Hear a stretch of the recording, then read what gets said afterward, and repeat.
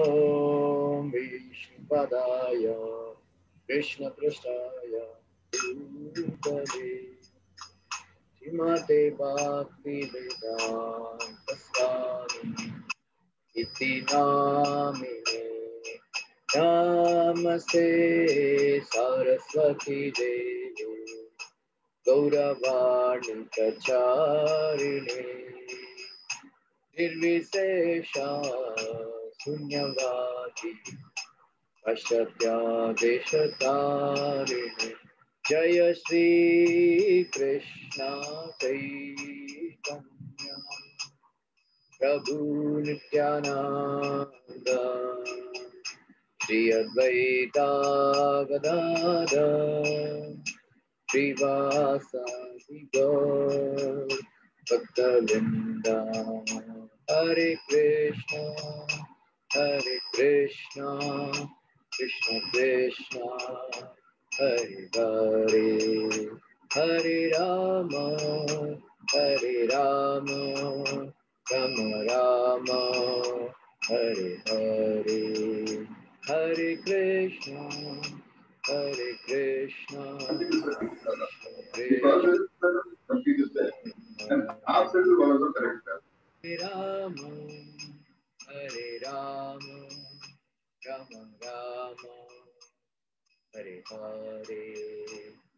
हरे कृष्णा कृष्ण कृष्ण हरे हरे,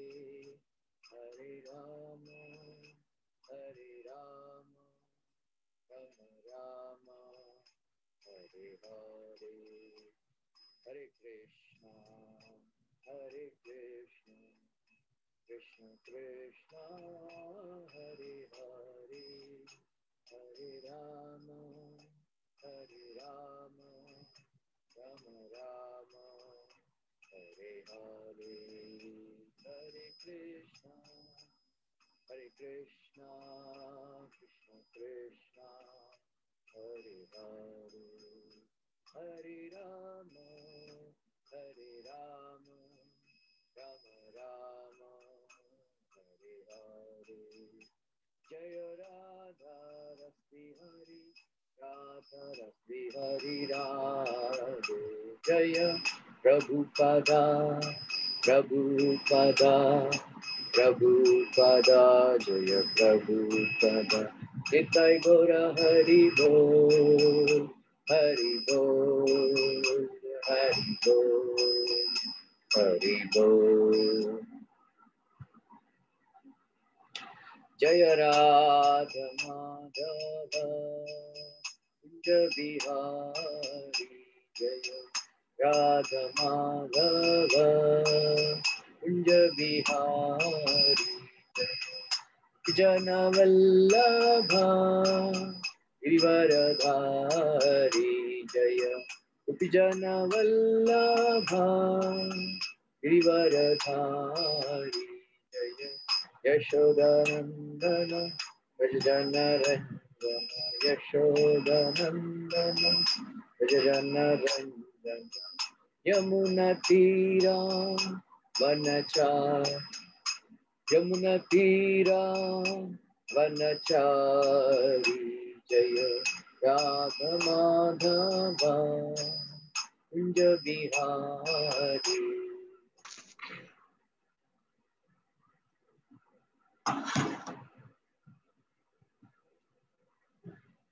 श्री राधा रस बिहारी ललिता विशाखा की जय। श्री श्री सीताराम श्रीमान की जय। श्री गौर की जय। श्रीला प्रभुपाद की जय। गौर प्रेमानंदे। ओम नमो भगवते वासुदेवाय, ओम नमो भगवते वासुदेवाय, ओम नमो भगवते वासुदेवाय। Reading from Bhagavad Gita as it is, chapter 18, text number 46. Yataha pravrittir bhutanam yena sarvamidam tatam स्वकर्मणा ताम अभ्यर्च्य सिद्धिं विन्दति मानवः। यतः प्रवृत्तिर्भूतानां येन सर्वमिदं ततं స్వకర్మణా తం అభ్యర్చ్య సిద్ధిం విందతి మానవ. సకల జీవులను మూలము సర్వవ్యాప్తి అయిన భగవంతుని పూజిస్తూ మానవుడు స్వకర్మ నిర్వహణ ద్వారా పూర్ణత్వంను పొందగలుగుతాడు. 15వ అధ్యాయంలో చెప్పబడినట్టుగా జీవులందరూ దేవాదిదేవుడి విభిన్న అంశములు. ఆ విధంగా భగవంతుడే జీవులందరినీ ఆది అయి ఉన్నాడు. ఇది జన్మాద్యస్యత అని వేదాంత సూత్రంలో ధృవపరపబడింది. అందుకే భగవంతుడు ప్రతి జీవుని జన్మకు ఆది అయి ఉంటాడు. భగవద్గీతలోని 7వ అధ్యాయంలో చెప్పబడినట్లు దేవదేవుడు బాహ్య శక్తి అంతరంగ శక్తి అనే తన 2 శక్తులతో సర్వవ్యాప్తి ఉన్నాడు. అందుకే మనిషి భగవంతుడిని అతని శక్తులతో పాటుగా పూజించాలి. సాధారణంగా వైష్ణవ భక్తులు అంతరంగ శక్తితో పాటు దేవదేవుని పూజిస్తారు. బాహ్య శక్తి అంతరంగ శక్తి యొక్క వికృత ప్రతిబింబం. బాహ్య శక్తి పూర్వరంగమే అయినా భగవంతుడు తన ప్రధానాంశ విస్తారం ద్వారా అంటే పరమాత్మునిగా సర్వత్రా నెలకొని ఉంటాడు. అతడే సకల దేవతలకు, సకల మానవులకు, సకల జంతువులకు సర్వత్రా పరమాత్ముడు. అందుకే భగవదంశగా దేవదేవునికి సేవ చేయడము తన కర్తవ్యం అని మనిషి తప్పక తెలుసుకోవాలి. ప్రతి ఒక్కడు పూర్తి కృష్ణ భక్తి భావనలో భక్తిలో నెలకొనాలి. అదే శ్లోకంలో ఉపదేశించబడింది. ఇంద్రియాధీశుడైన ఋషికేశుని ద్వారా ఒక ప్రత్యేకమైన కర్మలో తన నెలకొల్పబడ్డానని ప్రతి ఒక్కడు అనుకోవాలి. అతడు నెలకొనినట్టి కర్మ వలన కలిగే ఫలము ద్వారా దేవదేవుడైన శ్రీకృష్ణుడు పూజింపబడాలి. పూర్ణ కృష్ణ భక్తి భావనలో మనిషి సర్వదా ఈ రకంగా ఆలోచిస్తే అప్పుడు భగవద్ అనుగ్రహంచే సమస్తము గురించి పూర్తిగా ఎరుగగలుగుతాడు. అదే జీవన పరిపూర్ణత. తేషామవం అహం సముద్ధర్త అని భగవంతుడు భగవద్గీతలోనే చెప్పాడు. అటువంటి భక్తుడిని ఉద్ధరించే బాధ్యతను భగవానుడే స్వయంగా చేపడతాడు. అదే మహోన్నత జీవన పూర్ణత్వం. మనిషి ఏ రకమైన కర్మతో నెలకొయినప్పటికీ భగవంతుని సేవిస్తే మహోన్నతమైన పరిపూర్ణతను సాధిస్తాడు. ఓం అజ్ఞానతిమిరంధస్య జ్ఞానాంజనశలాకయా చక్షురున్మిలితం యేన తస్మై శ్రీ గురవే నమః. జై శ్రీ కృష్ణ చైతన్య ప్రభు నిత్యానంద శ్రీ అద్వైత గదాధర శ్రీవాసవి గౌరవృంద. హరే కృష్ణ కృష్ణ కృష్ణ హరే హరే, హరే రామ రామ రామ హరే హరే.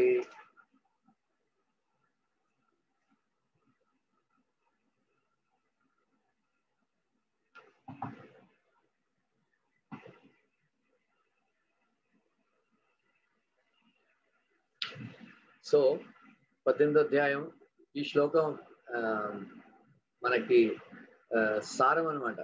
భగవద్గీత యొక్క సారం ఇందులో కృష్ణుడు చెప్తున్నాడు. మొట్టమొదటిగా గ్రహించవలసింది ఏంటంటే యత ప్రవృత్తి భూతాన ఏన సర్వం ఇదం తతః. ఏంటి చెప్పింది ఏంటంటే సకల జీవులకు మూలము సర్వవ్యాప్తి అయిన భగవంతుడిని పూజిస్తూ, సో ఈ 2 ఒకటి.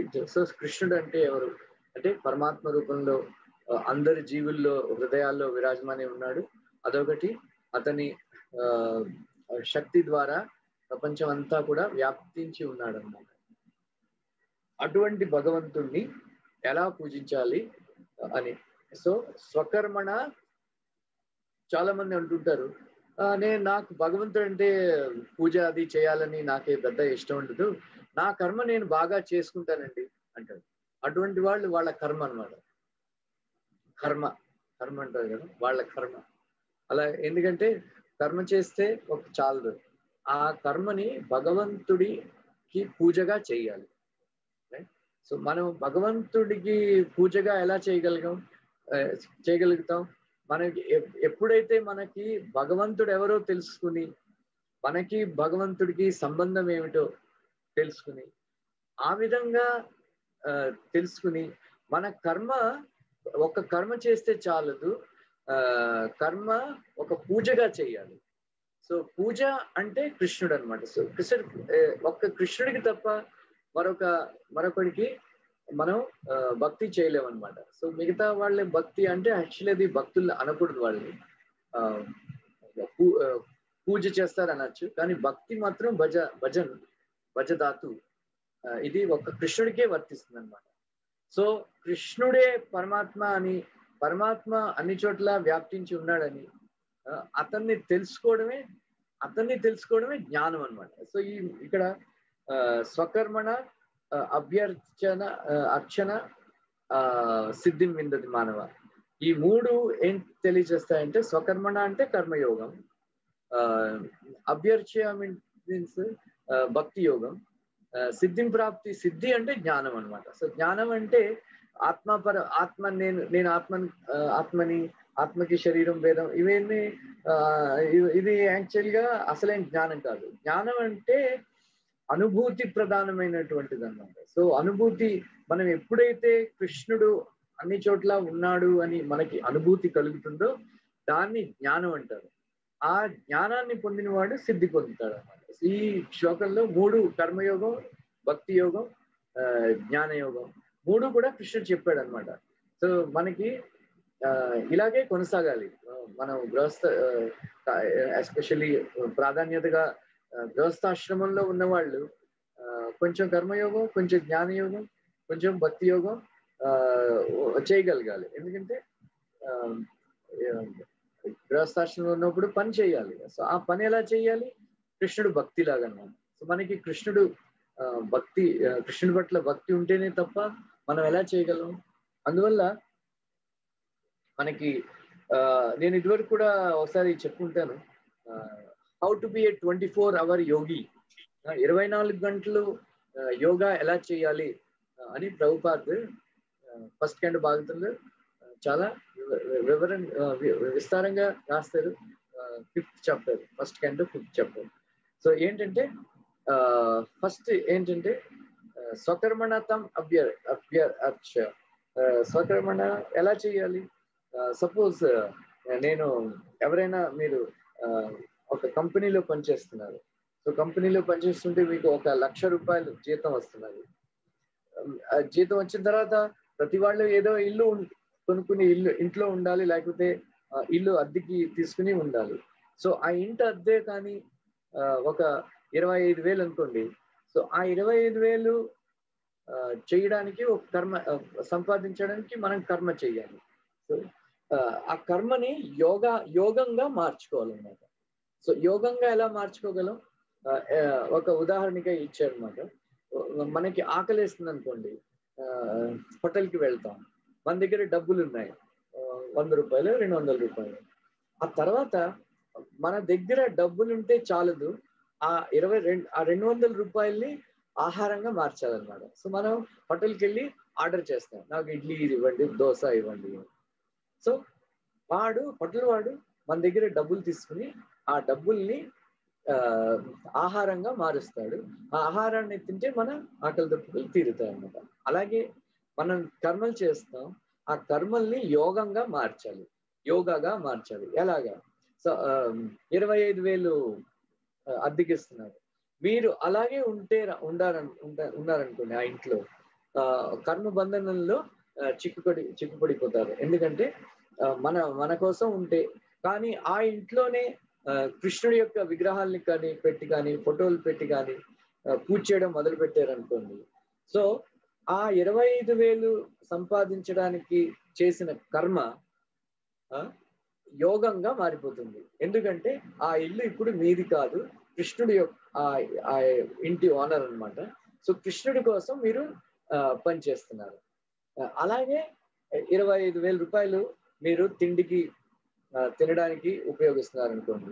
సో అలాగే తింటే యజ్ఞాశిష్టాశ్నోషంత ముచ్యంతే సర్వకిల్బిష భుంజతేత అగమం పాపం ఏ పచంతి ఆత్మకారణ. మన కోసం చేసుకుని తింటే, మన ఫ్యామిలీ మెంబర్స్ కోసం వంట చేసి తింటే అది కర్మబంధనంలో చిక్కుపడిపోతారు. కానీ అదే ఆహారాన్ని కృష్ణుడికి అర్పించి మనం రోజు తినాలనుకోండి. సో కర్మ 25,000 సంపాదించడానికి చేసిన కర్మ యోగంగా మార్చుకోవచ్చు అన్నమాట. సో ఇలాగా మన స్వకర్మలన్నీ కూడా యోగంగా మార్చాలి. సో మన ఇంట్లో మనం హోటల్కి వెళ్ళినప్పుడు మన డబ్బుల్ని కన్వర్ట్ చేసి మార్చి ఇడ్లీగా మార్చిన వాడు హోటల్ ఓనర్. అలాగే మన కర్మల్ని యోగంగా మార్చే శక్తి మన గురు స్పిరిచువల్ మాస్టర్ ఆధ్యాత్మిక గురువు దగ్గరకి ఉన్నాను. సో అతను చెప్పినట్లుగా మనం పనిచేస్తే చాలా చక్కగా మనం 24 గంటలు 24 అవర్ యోగి మనం అవ్వచ్చు అనమాట. సో ఈ శ్లోకంలో కృష్ణుడు అదే చెప్తున్నాడు. మనం ఎప్పుడైతే కృష్ణుడు అంతా వ్యాపించి ఉన్నాడని, ఎప్పుడైతే మన అందరం కూడా కృష్ణుడి నుంచే వచ్చేమని మనం అర్థం చేసుకుని మన చేసిన కర్మలు, సో ఒక శూద్రుడు తక్కువ, బ్రాహ్మణుడు గొప్పవాడు ఇలా అని అనుకోకూడదు. ఎవరు స్వకర్మలు వాళ్ళకి గొప్ప. ప్యూన్ లేకుండా ఆఫీస్ నడవదు, మేనేజర్ లేకుండా కూడా ఆఫీస్ నడవదు. అలాగే శూద్రుడు లేకుండా సమాజం నడవదు, బ్రాహ్మణుడు లేకుండా అసలు నడవదు. అందువల్ల ఎవరికి వాళ్ళే గొప్ప వాళ్ళు. కానీ ఆ పని చేస్తున్నప్పుడు కృష్ణుడి కోసం చేస్తున్నానని, కృష్ణుడికి ఫలాన్ని అర్పించి, నేను చేయట్లేదు, నేను చేసినవన్నీ కూడా అన్ని చోట్ల ఋషికేశుడు ఉన్నాడు కాబట్టి ఋషికేశుడే నన్ను చేస్తున్నాడు, ఋషికేశుడే కూడా నాకు పని ఇచ్చాడు. ఈ భావంతో మనం చేస్తే సిద్ధిర్విందతి మానవ అని కృష్ణుడు చెప్పినాడు. సో ఈ శ్లోకం నేను చాలాసార్లు చెప్పాను.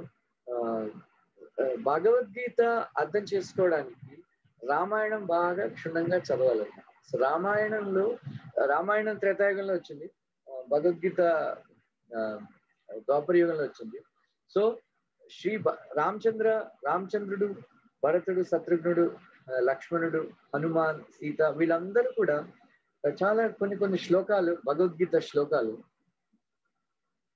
వాళ్ళు ఎగ్జాక్ట్ గా ఫాలో అయ్యి ప్రాక్టికల్ అప్లికేషన్ వాళ్ళు చూపించారు అన్నమాట. సో నేను చాలాసార్లు చెప్పాను, శ్రీరామచంద్రుడి జీవిత చరిత్ర చదివితే మనం స్థితప్రజ్ఞుడు ఎవరు అని మనకి అర్థమవుతుంది అన్నమాట. అలాగే హనుమంతుడు, వీళ్ళందరూ కూడా ఈ భగవద్గీత శ్లోకాలు, రామాయణం చదివితే భగవద్గీత శ్లోకాలు బాగా అర్థమవుతాయి. సో ఈ శ్లోకం మాత్రం భరత్ మహారాజే బాగా పాటించి మనకి చూపించాడు. మళ్ళీ చెప్పను, లాస్ట్ 2 వారాల క్రితం నేను చాలా వివరంగా చెప్పాను భరత్ మహారాజ్ గురించి. సో అది అతన్ని ఫాలో అవ్వాలన్నమాట. సో ఫాలో అవుతే సిద్ధి విన్నతి మానవ. సో అందువల్ల ఈ కలియుగంలో అందుకే అన్నమాట, జ్ఞానే ప్రయాస ఉదపస్యనమంత ఏవ జీవంతి సన్ముఖరితం భవదీయ వార్తాం స్థానే స్థితా శృతిగతాం తనువాన్ మనోభిర్ ఏ ప్రయాస జిత అజిత అసితై స్త్రీలోక్య. ఈ శ్లోకం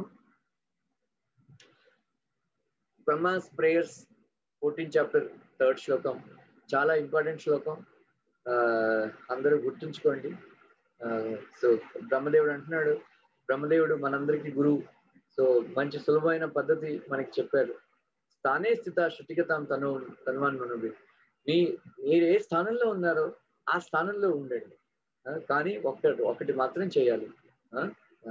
శుద్ధ భక్తుల ముఖం ద్వారా కృష్ణుడి యొక్క కథల్ని వినాలి.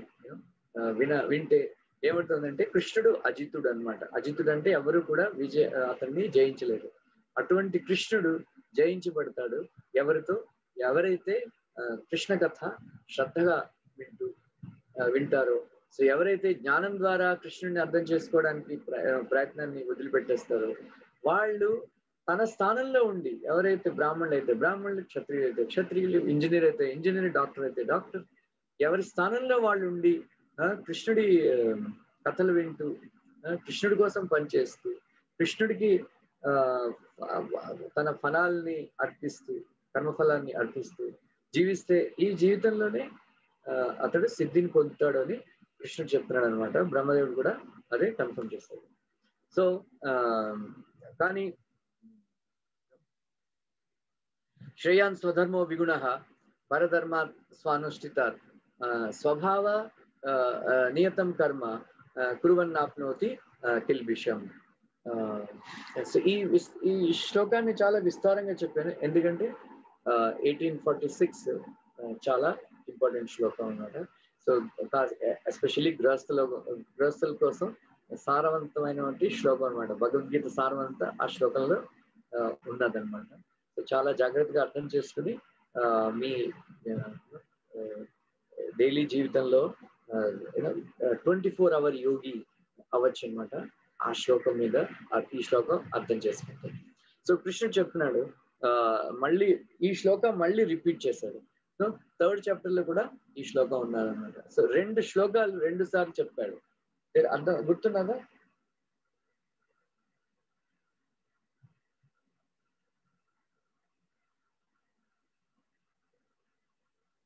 రెండు శ్లోకాలు భగవద్గీతలో 2 సార్లు చెప్పారు కృష్ణుడు. ఏమిటో తెలుసా?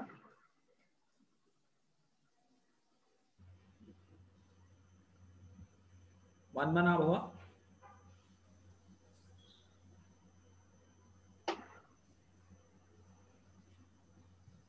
చెప్పండి గోపీచంద్ ప్రభు. మన్మనాభవ మద్భక్త. ఇంకోటి ఇది శ్రేయాన్ స్వధర్మో విగుణః పరధర్మాత్ స్వనుష్ఠితాత్ స్వభావ నియతం కర్మ కుర్వన్నాప్నోతి కిల్బిషః. సో ప్రభుపాద్ చాలా విస్తారంగా పర్పుట్లో వర్ణించారు. సో బ్రాహ్మణులు ఏదనుకోండి, యజ్ఞాలు చేస్తున్నప్పుడు జీవజంతుల్ని హింస చేయాలని అనుకుని బ్రాహ్మణ కార్యం వదిలిపెట్టకూడదు. అలాగే క్షత్రియులు కూడా ఇతరుల్ని హింసించాలని, అప్పుడప్పుడు అబద్ధాలు చెప్పాలని ఉంటే క్షత్రియ ధర్మాన్ని విడిచిపెట్టకూడదు. అలాగే వైశ్యులు, ప్రభుపాద్ చెప్తారు, బిజినెస్ మ్యాన్ ఎప్పుడు కూడా అన్ని ధర్మాలు, అన్ని నియమాలు అందరికీ వర్తించవు. సత్యం పలకడం అంటే బ్రాహ్మణుడికి, సో వైశ్యులకి సత్యం పలకడం అంటే అది అతని ధర్మం కాదు. అప్పుడప్పుడు అబద్ధాలు చెప్పాల్సి వస్తుంది. ఎందుకంటే వాడు ఎప్పుడు అంటుంటారు, మీకోసం నేను ప్రాఫిట్ తీసుకోవట్లేదండి, లాభాలు తీసుకోవట్లేదండి, ఇదే కాస్ట్ ప్రైస్ మీద ఇస్తున్నాను. ఇవన్నీ కూడా వైట్ కాలర్ లైస్ అన్నమాట. సో వైట్ లైస్ అంటారు. సో అందువల్ల అబద్ధాలు చెప్పవలసి వస్తుందని వైశ్యుల కార్యక్రమం కర్మలు వదిలిపెట్టకూడదు. సో ఎందుకంటే కృష్ణుడు చెప్తున్నాడు, సహజం కర్మ కౌంతేయ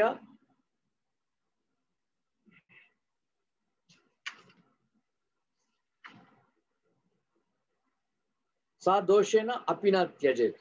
సో మనం ఏ పని చేసినా సరే అందులో ఎంతో కొంత దోషం ఉంటుంది. ప్రభుపాద్ ఉదాహరణకి ఇస్తున్నారు, ఆఫీసులో పనిచేస్తున్నప్పుడు అది వాళ్ళు శూద్రులు అనమాట. శూద్రులుగా పనిచేస్తున్నప్పుడు అప్పుడప్పుడు బాస్ ఏది చెప్తే అది చేయాలి. అప్పుడప్పుడు అధర్మ కార్యాలు కూడా చేయమని బాస్ చెప్తుంటాడు. కానీ మనం చేయక తప్పదు. ఎందుకంటే అది ఇటువంటి చేయాలని మనం ఉద్యోగం మానుకోలేం కదా. అలాగే చాలా జాగ్రత్తగా మనం ఉండాలన్నమాట. సో ఒక నిప్పున్నప్పుడు పొగ సహజంగా ఉంటుంది. సో పొగ వస్తున్నదని మనం నిప్పు అంటించుకోవడం మానేయం కదా చలికాలంలో. అలాగే దోషాలు ఉన్నాయని చెప్పి మన స్వకర్మల్ని త్యజించకూడదు అని కృష్ణుడు చాలా స్పష్టంగా చెప్తున్నాడు. ఎందుకంటే ఏం పని చేసినా సరే ఎంతో కొంత దోషం ఉంటుంది. ఎందుకంటే భౌతిక ప్రపంచం, ఈ మెటీరియల్ వరల్డ్ అలాంటిది. ఎందుకంటే మనం ఎంత ప్రయత్నించినా సరే ఏ పని కూడా మనం చాలా కరెక్ట్ గా మనం చేయలేమన్నమాట. సో అందువల్ల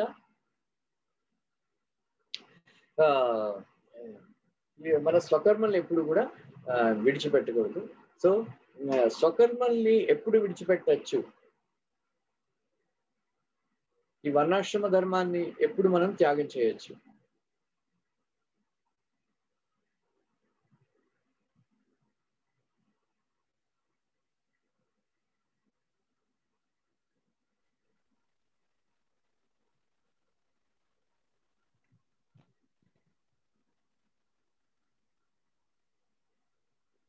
చెప్పండి. కృష్ణునికి సరెండర్ అయినప్పుడు ప్రభు, సన్యాసం తీసుకున్నప్పుడా? హరే కృష్ణ. సన్యాసంలోకి వెళ్ళినప్పుడు. హరే కృష్ణ. ప్రభు క్వశ్చన్ మళ్ళీ అడిగారా? మనం ఈ వర్ణాశ్రమ ధర్మాన్ని ఎప్పుడు త్యజించవచ్చు. ఇప్పుడు కృష్ణుడు ఏం చెప్తున్నాడంటే మీ స్వకర్మల్ని మాత్రం ఎప్పుడు త్యజించకూడదు. ఎందుకంటే దోషాలు ఉన్నాయని చెప్పి మనం స్వకర్మల్ని త్యజించకూడదు. యూనో దోషాలు ఉన్నా సరే మన స్వకర్మల్ని మన ధర్మాన్ని మనం పాటించాలి అని కృష్ణుడు చెప్తున్నాడు. భాగవతంలో చెప్పాడు కృష్ణుడు ఎప్పుడు మనం ఈ వర్ణాశ్రమ ధర్మాల్ని మనం త్యజించవచ్చు. వర్ణాశ్రమం అంటే ఇప్పుడు ఈ సంసార బంధనము దీని తర్వాత లెవెల్ అంటున్నారా మీరు? సారీ, ఎక్కువ తెలియదు, అది అడుగుతున్నాను.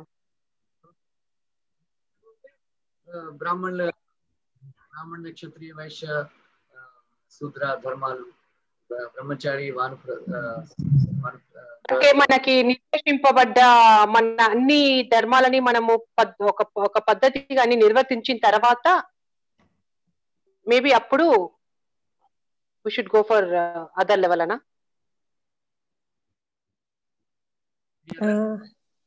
హరే కృష్ణ ప్రభుజీ, మనకి శాంతి లభించినప్పుడు ఇవన్నీ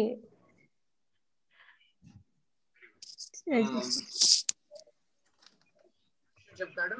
ఎప్పుడైతే నా కథలంటే రుచి వచ్చిందో అప్పుడు మనం వర్ణాశ్రమ ధర్మాన్ని విడిచిపెట్టవచ్చు.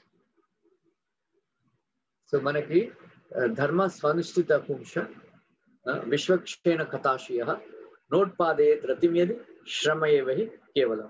సో ఈ ధర్మాలన్నీ కూడా మనం ఎందుకు చేస్తున్నామంటే కొంచెం త్యాగం, మన ఏ ధర్మం అయితే చేస్తే మన హృదయంలో త్యాగం ఉదయింపబడదో ఆ ధర్మం వేస్ట్. ఏ కర్మలైతే మన ఈ కామ అర్థాన్ని మనం ఏ డబ్బు అయితే మనం సంపాదించిన తర్వాత ఆ డబ్బు ధర్మానికి ఉపయోగించకపోతే అది వేస్ట్ అన్నమాట. ఏ కామాన్ని మనం ధర్మ ప్రకారంగా మనం కామాన్ని అనుభవిస్తే ఆ కామం త్యాగానికి దారి తీస్తుంది అనమాట. సో ఏ కామం అయితే త్యాగానికి దారి తీయదో, ఏ ధర్మం త్యాగానికి దారి తీయదో ఆ ధర్మం వేస్ట్ అన్నమాట. సో ఈ ధర్మాలన్నీ కూడా చేస్తూ మనం భాగవతం అది చదువుతూ మనకి ఎప్పుడైతే కృష్ణ కథ అంటే మనకి రుచి కలుగుతుందో మన హృదయంలో, అప్పుడు మనం ఈ వర్ణాశ్రమ ధర్మాలన్నీ కూడా త్యజించవచ్చు అన్నమాట. సో అప్పుడు ఒక్క కృష్ణ కథ వినడం తప్ప ఇంకేం చేయక్కర్లేదు. సో అటువంటి ఆ ధర్మాలన్నీ కూడా దాటిపోవచ్చు అన్నమాట. అప్పటి వరకు మనకి కృష్ణ కథ రుచి కలగనంత వరకు ఈ ధర్మాలన్నీ కూడా మనం పాటించాలన్నమాట. అది ఎలా తెలియాలి ప్రభు మనకి? మీకు ఆకలి వేసినప్పుడు తింటారు కదా, ఆకలి తీరిందా ఎలా తెలుస్తుంది? మీకే తెలుస్తుంది కదా, ఎవరైనా చెప్పాలా? ఓకే, అంటే సొంతంగా ఫీల్ అవ్వాలని అంటారు అనమాట. మీకు ఆకలి తీరిందని ఎవరు చెప్పక్కర్లేదు కదా, మీకు తెలుస్తుంది కదా, అవునా? అంటే ఆకలి తీరడం అనేది చాలా ప్రిమిటివ్ లెవెల్, కానీ కృష్ణుని అర్థం చేసుకోవడం అనేది చాలా సూపర్ హై లెవెల్ కదా. సో అందుకని ఆ లెవెల్ ని అర్థం చేసుకోవడం అంటే ఈజీ నా అని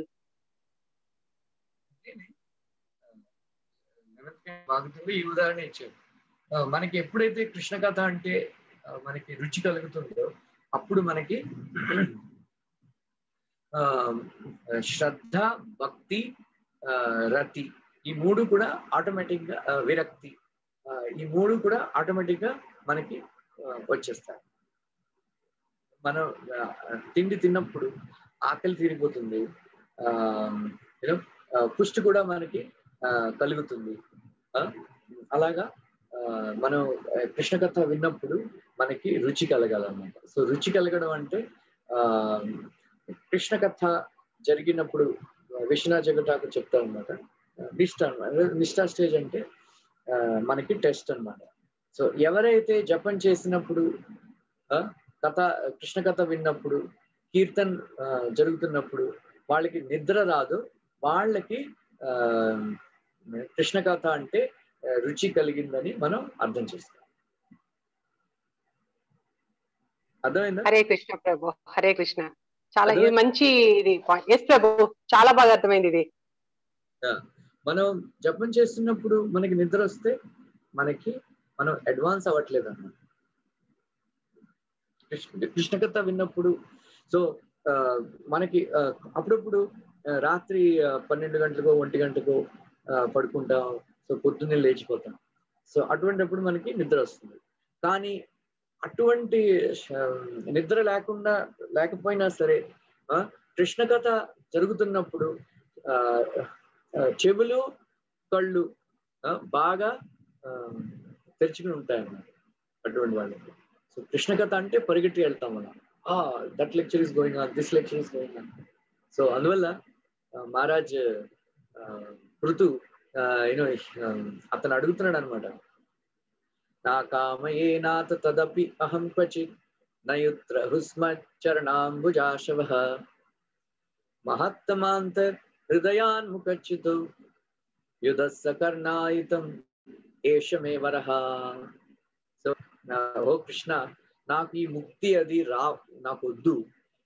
ఎటువంటి ముక్తి నాకు వద్దంటే, ఎక్కడ అయితే నీ కృష్ణ కథామృతం ఉండదో అటువంటి చోట నేను వెళ్ళను. ఎందుకంటే మహాత్మాంతర్ హృదయాన్ముఖచ్యుతు, నీ శుద్ధ భక్తులు చెప్తున్నప్పుడు కథ వినడానికి నాకు 1,00,000 చెవులు కావాలి అని అంటున్నాడు.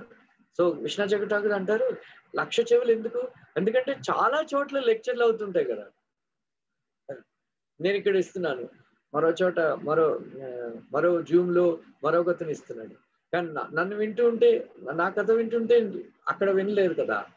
అందువల్ల మహారాజ్ పృథు అంటున్నాడు, ఎవరు ఎక్కడ చెప్పినా సరే వినగలగాలి, అందువల్ల నాకు 1,00,000 చెవులు కావాలి అని. అదే అనమాట. అది దాన్ని రుచి అంటారు.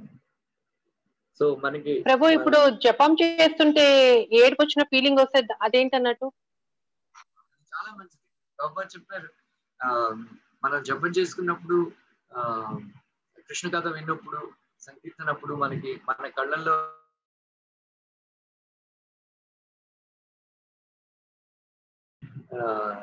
కంప్లీట్ గా వాష్ చేసేస్తారు. మంచిది.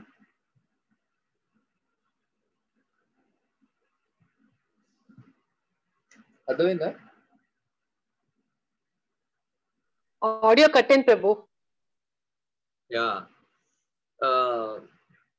మన జపం చేసినప్పుడు కన్నీళ్ళు వస్తే, కృష్ణ కథ విన్నప్పుడు కన్నీళ్ళు వస్తే, సంకీర్తనప్పుడు కన్నీళ్ళు వస్తే, ఆ కన్నీళ్లు మన హృదయంలో ఉన్న కల్మషాన్ని చాలా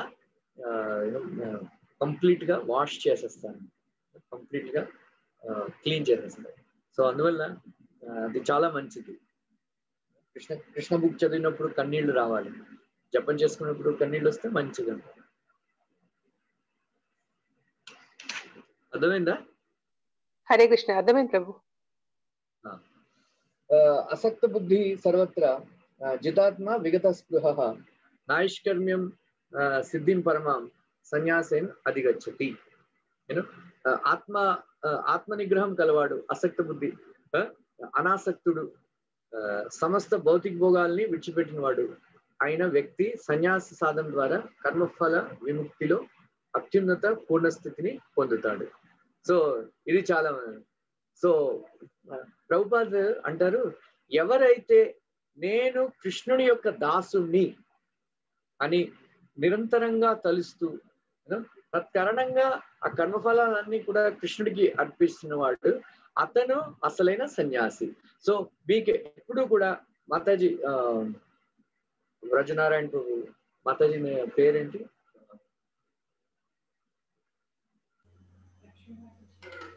లక్ష్మీ లీలారాణి మాతాజీ. సో ఆవిడికి సన్యాసం అంటే దండ పట్టుకుని కాషాయ వస్త్రాలు వేసుకోవడం అని అనుకుంటారు చాలా మంది. మీరందరూ కూడా అలాగే అనుకుంటారు. కానీ సన్యాసం అంటే అది కాదనుకుంటారు. సన్యాసం అది కూడా సన్యాసమే, కానీ ఆశ్రమంలో ఉండి కూడా సన్యాసులుగా మీరు బిహేవ్ చేయొచ్చు.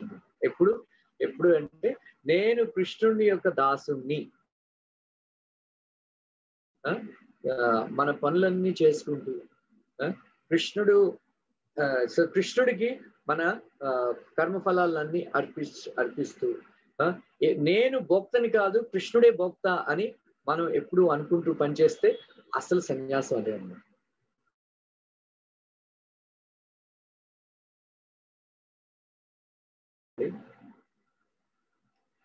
ఎవరైతే ఎప్పుడు కీర్తనం విష్ణు స్మరణం పాదసేవనం అర్చన వందనం దాస్యం సఖ్యమాత్మ నివేదనం, సో ఎవరైతే నేను కృష్ణుడి దాసుని అని ఎప్పుడు భావిస్తుంటారో అటువంటి భావం చేసుకునే వాళ్ళకి ఈ మిగతా 8 పద్ధతుల ద్వారా చేసిన భక్తి ఫలాలు కూడా లభిస్తాయని ప్రభుపాద చెప్తారు. సో చాలా సింపుల్ అనమాట.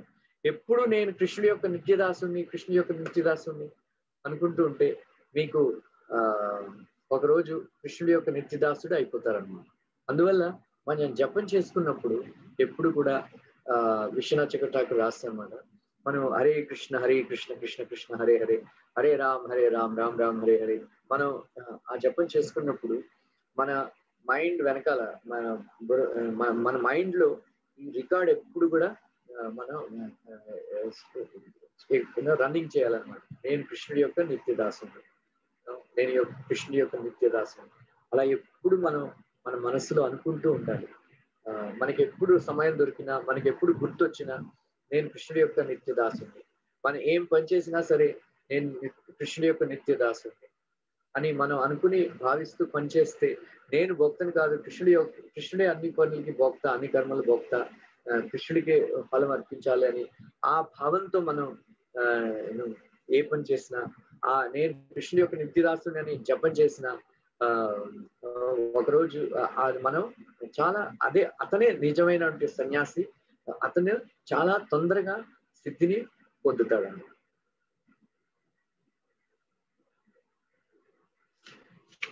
అర్థమైందా?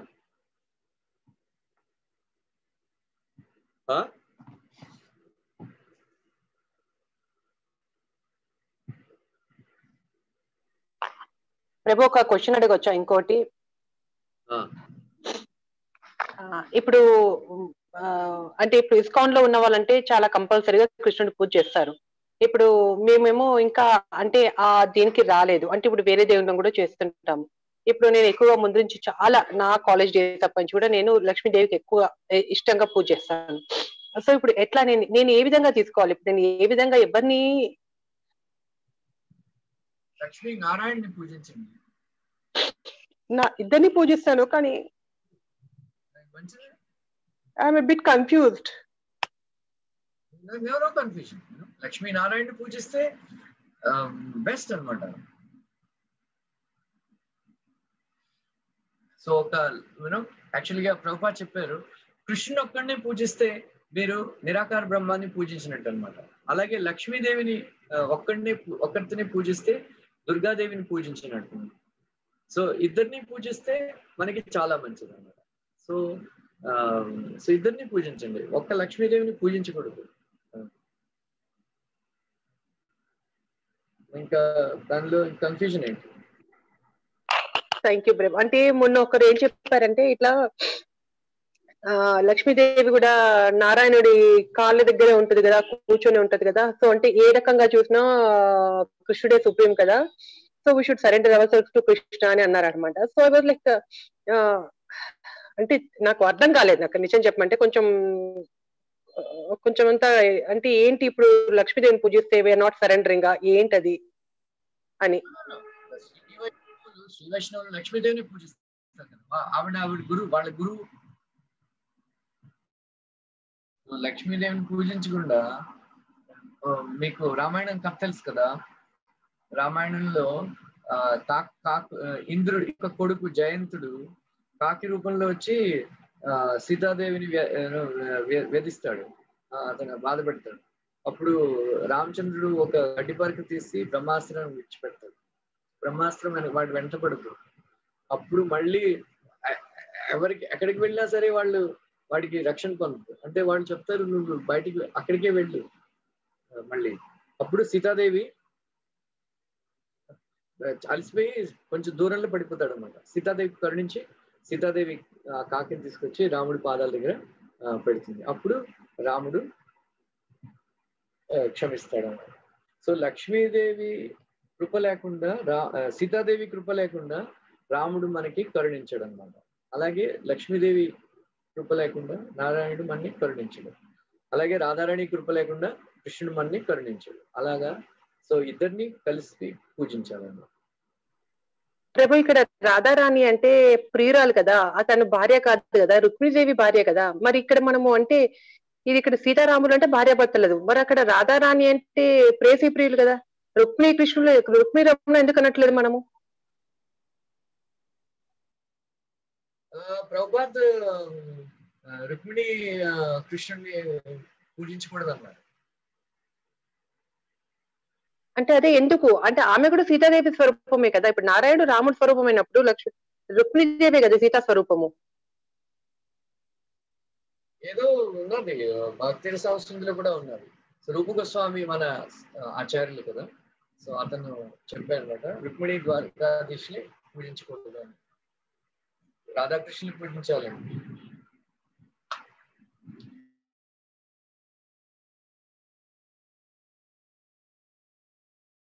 Okay, my internet is unstable. బుద్ధ్యా విశుద్ధయా యుక్తో ధృత్యాత్మానం నియమ్య చ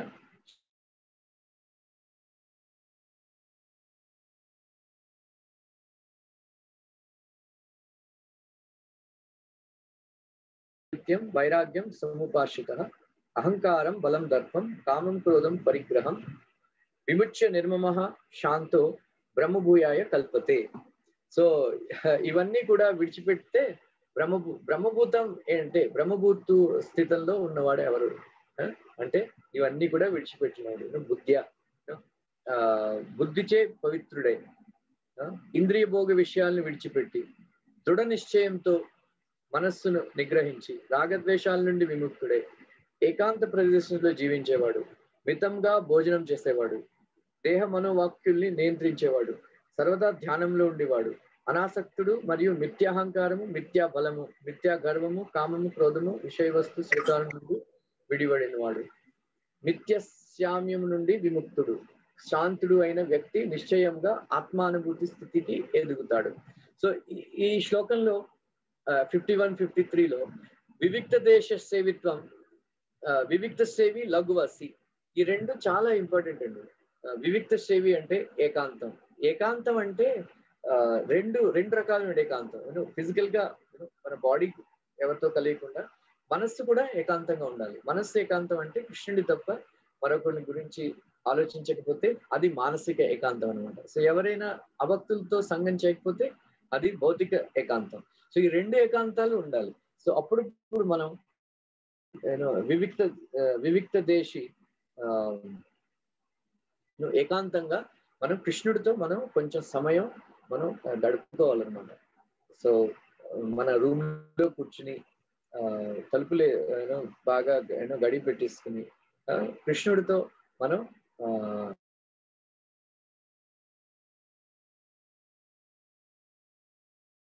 ఉపదేశాలని మళ్ళీ వాటి మీద ధ్యానం చేసుకుంటూ మళ్ళీ మననం చేసుకుంటూ ఎలాగో అలాగా కృష్ణుడితో మనం కొంచెం సేపు అయినా సరే ఏకాంతంగా గడపాలన్నమాట.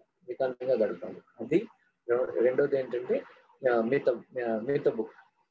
కొంచెం మనం ఎంత అరిగించుకోగలమో అంతే తినాలి, అదే అన్నమాట. సో మిథ్యాహారం చేయడం, మితాహారం చేయడం దాని అంటుంది. సో అలాగే ఆహారం అంటే క్రియతే ఇది ఆహారం మీన్స్ మన 5 ఇంద్రియాల నుంచి మనం మన చెవులకి ఆహారం ఏంటంటే ఈ శబ్దాలు అనమాట, మ్యూజిక్ అవిను. అలాగే నాలుగుకి ఆహారం ఏంటంటే ఈ తిండి అవిను. అలాగే మిగతా ఇంద్రియాలకి ఆహారం అనమాట. సో అన్ని ఇంద్రియాల యొక్క ఆహారాల్ని మితంగానే తీసుకోవాలి అని మరొక ఆచార్య చెప్తాను. సో వివిక్త సేవి లఘువసి. లఘువసి అంటే మనం మనకి ఎంత కావాలో అంతే తీసుకోవాలన్నమాట. ప్రతి ఇంద్రియం ద్వారా. సో ఏ ఇంద్రియం ద్వారా ఎక్కువగా తీసుకున్నా సరే మనం పతనం అయిపోతుంది అనమాట. సో అది ఆ తర్వాత బ్రహ్మభూత ప్రసన్నాత్మ నా శోచతి నా కాంక్షతి సమ సర్వేషు భూతేషు మద్భక్తి లభతే పరం. హలో,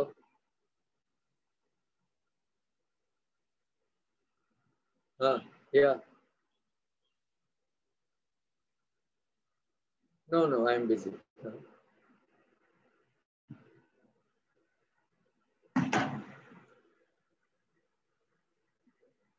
సో ఈ శ్లోకం బాగా అర్థం చేసుకుంటే మీకు ఒకే ఒక్క విషయం మీరు అర్థం చేసుకోవాలి ఈ శ్లోకంలో. ఏమిటంటే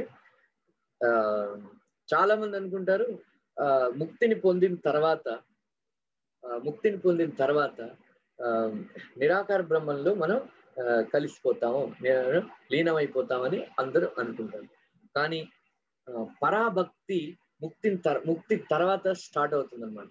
సో మనం చేస్తున్న భక్తి ఏంటంటే వైదీ భక్తి అనమాట. సో మనం ఎప్పుడైతే ముక్తి పొందుతామో, సో ముక్తి పొందడం అంటే వాటి లక్షణాలు ఏమిటంటే శోకాన్ని నుంచి బ్రహ్మభూత ప్రసన్నాత్మ నా శోచతి నా కాంక్షతి.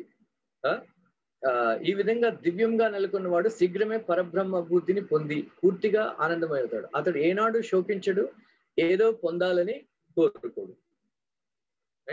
సో శోకము కాంక్షతి కోరిక, సో ఈ రెండు మనలో ఉండవో మన పూర్తిగా పోతాయో. ఎవరైతే ప్రసన్నాత్మ అంటే ఎప్పుడు ఆనందంగా ఉండేవాడు అన్నమాట. సో ప్రభుపాద చెప్తారు భక్తుడంటే ఎప్పుడు ఆనందంగా ఉండేవాడు అన్నమాట. ఏ భక్తుడైతే నిరాశగా దుఃఖంగా ఉంటాడో ప్రభుపాద చెప్పాడు అతను పెద్ద రాస్కెల్ అని. సో మీరు ఎవరైనా భక్తుల్ని చూస్తే ఆనందంగా లేకపోతే ఏడుస్తూ ఉంటే ఎప్పుడు కంప్లైంట్ చేస్తూ శోకిస్తూ ఉంటే అటువంటి వాడు ఎవడు?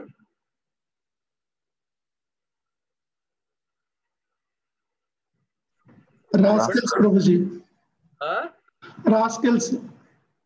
The rascal. The Prabhupada said if devotee is morose, then he is a rascal. So devotee అంటే ఎప్పుడు ఆనందంగా ఉండేవాడు అన్నమాట. సో బ్రహ్మభూత ప్రసన్నాత్మ సో నా శోచతి నా కాంక్షతి. శోకాన్ని మోహాన్ని ఈ కాంక్షల్ని విడిచిపెట్టేసి సో అందరి హృదయ సమాధి అంటే మనం గాయత్రి మంత్రం జప చేస్తాం కదా, అలాగే సమాధి అంటే మరో అర్థం ఏంటంటే ధి అంటే బుద్ధి అనమాట. సో ఎవరికైతే ఈ బుద్ధితో కృష్ణుడు అందరి హృదయాల్లో సమానంగా ఉన్నాడని అనుభూతి కలుగుతుందో అటువంటి వాడు సమాధిలో ఉన్నాడని ఒక ఆచార్య అర్థం చెప్తాడు. మనం ఎప్పుడైతే అందరి హృదయాల్లో కృష్ణుడిని మనం చూడగలుగుతామో ఆ స్థితిలో మనం సమాధిలో ఉన్నట్టు మనకి లెక్క అనమాట. మనం సమాధిలో ఉన్నట్టు అనమాట. సో సమసర్వేషు భూతేషు. సో మనం ఎప్పుడైతే కృష్ణుడిని అందరి హృదయాల్లో మనం చూడగలుగుతామో అప్పుడే పట్ల సమాన దృష్టి మనకి కలుగుతుంది. ఎందుకంటే అందరి హృదయాల్లో సామాన్యత ఏంటంటే కృష్ణుడు ఉండడమే. లేకపోతే వ్యావహారికంగా మనం ఎప్పుడు కూడా సమానం అవము. ఎందుకంటే మనకి ఈ దేహం ఉన్నంత వరకు ఉపాధి అనమాట. సో ఎప్పుడే ఈ ఉపాధులన్నీ ఉన్నప్పుడు మన సమానత్వం ఎలాగ ఉంటుంది? సమానత్వం కలగదు. సో సమానత్వం అంటే మన అందరి హృదయాల్లో కృష్ణుని చూడగలిగే సమదృష్టి అని ఒక ఆచార్య అంటాడు అనమాట. సో ఎందుకంటే బ్రాహ్మణుడు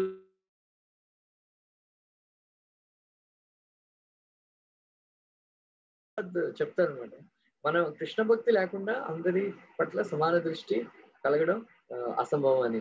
సో ఎందుకంటే సో బ్రహ్మభూత ప్రసన్నాత్మ నా శోచతి నా కాంక్షతి సమసర్వేషు భూతేషు మద్భక్తి లభతే పరం. సో మీలో ఎవరు చెప్పగలరు? There are 6 waves of material existence. 6 రకాలైనటువంటి కెరటాలు. భౌతిక ప్రపంచంలో 6 రకాలైనటువంటి కెరటాలు. 6 waves ఆఫ్ మెటీరియల్ ఎగ్జిస్టెన్స్.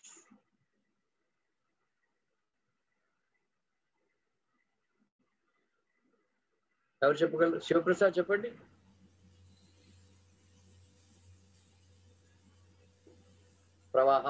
ప్రవాహం అంటారు కదా, ఈ 6 రకాలైనటువంటి ప్రవాహాలు మన సముద్రంలో కొట్టుకుపోతూ ఉంటే కెరటాలు మనల్ని కొట్టేస్తుంటాయి, బాధ పెడుతుంటాయి.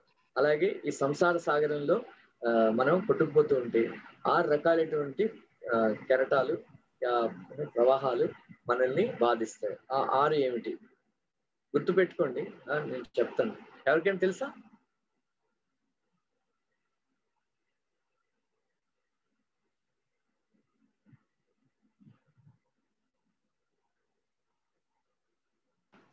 ప్రభుజీ అరిషడ్ వర్గాలు కాదు కదా?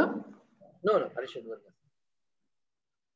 6 whips. Prabhupada says 6 whips of material existence. Third కంటలో ప్రభుపాద రాశారు, ఫస్ట్ కంటలో కూడా ప్రభుపాద రాశారు.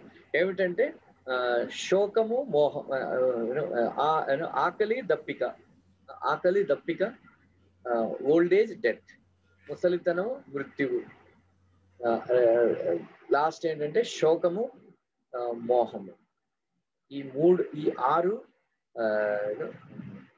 6 రకాలైనటువంటి ఈ సంసార సాగరంలో ఉండే మనల్ని బాధ పెట్టే ఈ 6 రకాలైనటువంటి ప్రవాహాలు, 6 కెరటాలు అన్నమాట. సో ప్రభుపాద రాస్తారు,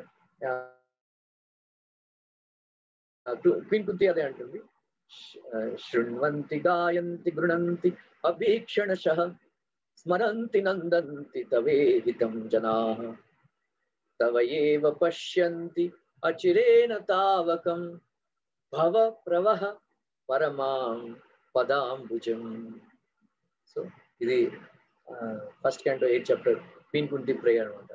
సో ఎవరైతే శృణ్వంతి నీ కథలు వింటారో, గాయంతి ఎవరైతే నీ కథలు పాడుతారో, అభీక్షణశ అంటే ఎప్పుడు ప్రతిరోజు, దెన్ గృణంతి మీన్స్ ఎవరైతే స్వీకరిస్తారో, శృణ్వంతి గాయంతి గృణంతి అభీక్షణశ స్మరంతి ఎవరైతే నీ లీలల్ని నీ నామాలు ఎవరు మనము ఇతరులు ఎవరైనా ఇవన్నీ చేస్తుంటే మనం ఆనందిస్తే, చాలా బాగా పాడుతున్నాడు, నువ్వు చాలా బాగా కథలు చెప్తున్నాడు, మనం అలా ఆనందిస్తే అటువంటి వాళ్ళు చాలా అచిరకాలంలోనే నీ యొక్క పాదపద్మాల యొక్క దర్శనం కలుగుతుంది. ఎప్పుడైతే నీ పాదపద్మాల యొక్క దర్శనం కలుగుతుందో అప్పుడు భవ ప్రవాహ పరమాం పదాంబుజం. ఈ 6 రకాలైనటువంటి కెరటాలు కెరటాల నుంచి మనం ముక్తి పొంది ప్రవాహం పరమాం పదాంబుజం అని ప్రభుపాద ద్వారా అర్థం చేస్తారన్నమాట. సో మనకి ఇందులో 2 రాసిన శోచతి, కాంక్షతి.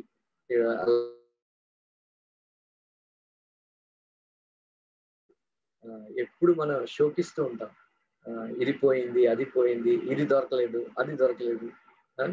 అలాగే కాంక్షతి అంటే ఇది కావాలి, అది కావాలి, ఇది కావాలి, అది కావాలి.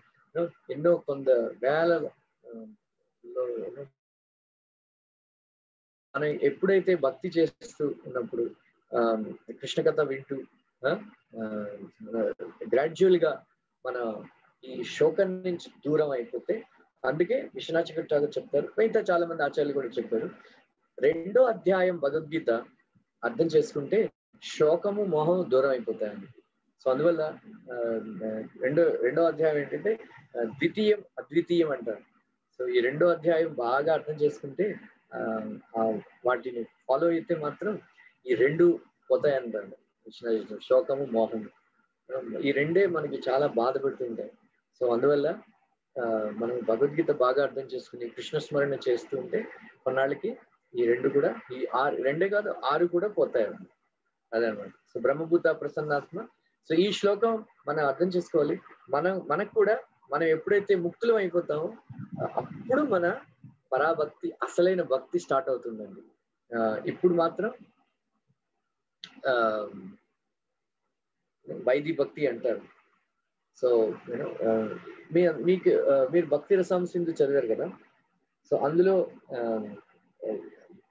బాగా రాసింది వైది భక్తి, వైది సాధన భక్తి, వైది రాగానుగ భక్తి, ఈ 2 రకాలైనటువంటి వైది భక్తి ఉన్నదన్నమాట. సో రెండిటికి తేడా ఏంటి?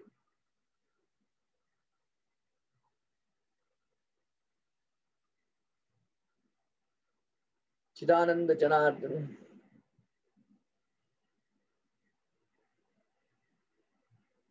చెప్పండి. ప్రభుజీ రాగానుగా అంటే స్పాంటేనియస్ భక్తి కదా ప్రభుజీ? వైది రాగానుగా అంటే వైది రాగానుగ భక్తి అన్నాను.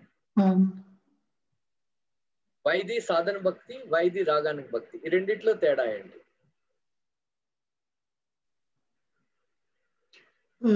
స్వతసిద్ధంగా వచ్చేది వైది రాగానుగ భక్తి ప్రభు.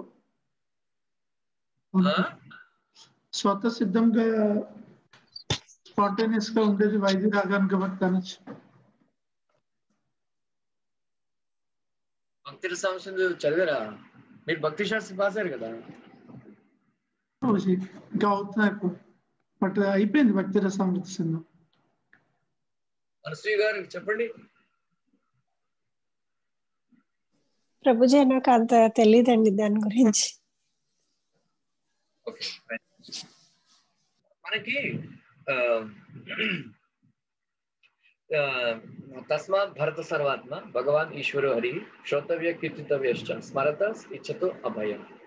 సో ఎవరైతే ఈ సంసారం అంటే భయపడి, ఈ సంసారంలో ఈ సుఖ దుఃఖాలు ఉన్నాయని, ఈ జన్మమృత్యు జరా వ్యాధి అని ఈ దుఃఖాల నుంచి దుఃఖాలంటే భయపడి ఆ దుఃఖం నుంచి ముక్తుడు అవ్వాలని ఎవరైతే కృష్ణుడి యొక్క భక్తి చేస్తారో వాళ్ళు దాన్ని వైది భక్తి అంటారు, వైది సాధన భక్తి అంటారు.